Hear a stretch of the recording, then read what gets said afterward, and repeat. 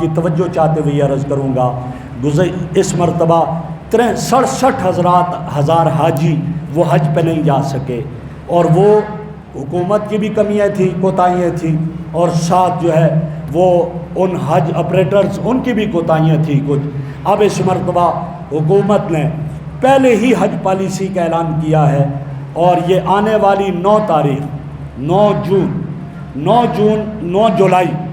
جولائی آخری تاریخ بتائی ہے رجسٹریشن کے لیے، کہ اب جو حج پر جانا چاہے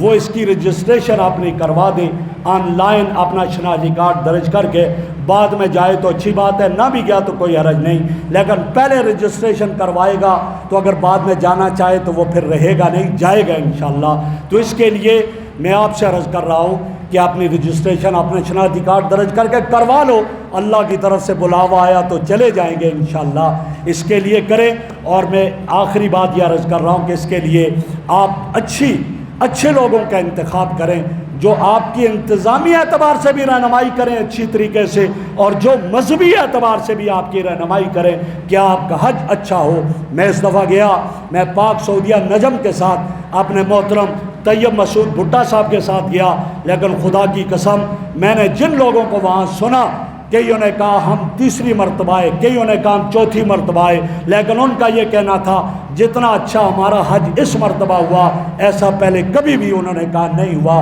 کیوں؟ انتظامی اعتبار سے حضرات نے اتنا تعاون کیا جس کا تصور نہیں کیا جاتا، اور مذہبی اعتبار سے بھی الحمدللہ میں ان کے ساتھ رہا، میں ہر موقع پر بیان کرتا تھا، حج کے مناسک بیان کرتا رہا، جس کی وجہ سے وہ سارے اس بات پر خوش تھے کہ ہمارا حج اچھا ہوا۔ یہ لوگ جہاں انتظامی اعتبار سے ساتھ ہوتے ہیں، وہاں جو ہے دینی اعتبار سے بھی تربیت کرتے ہیں، اور اصل تو یہی ہے کہ آدمی لاکھوں روپے لگا کر جائے اور اگر اس کو مناسک کے حج کا پتہ نہ ہو تو پھر اس کا کیا فائدہ ہوگا۔ تو اس لیے میں یہ بات کہنے میں کوئی ہچکچاہٹ محسوس نہیں کرتا کہ اگر آپ عمدہ بہترین طریقے سے حج کرنا چاہتے ہیں تو آپ پاک سعودیہ نجم سروسز ان کے ساتھ رابطہ کریں، طیب مسعود بھٹا صاحب کے ساتھ انتظامی اعتبار سے بھی کبھی پریشان نہیں ہوں گے، اور دینی تربیت کے اعتبار سے بھی کبھی پریشانی نہیں ہوگی، ورنہ ہم نے بہت سارے دیکھے جو وہاں پریشان بھٹکتے رہے۔ اللہ رب العزت ہمیں عمل کی توفیق عطا فرمائے، سنت ادا کرے۔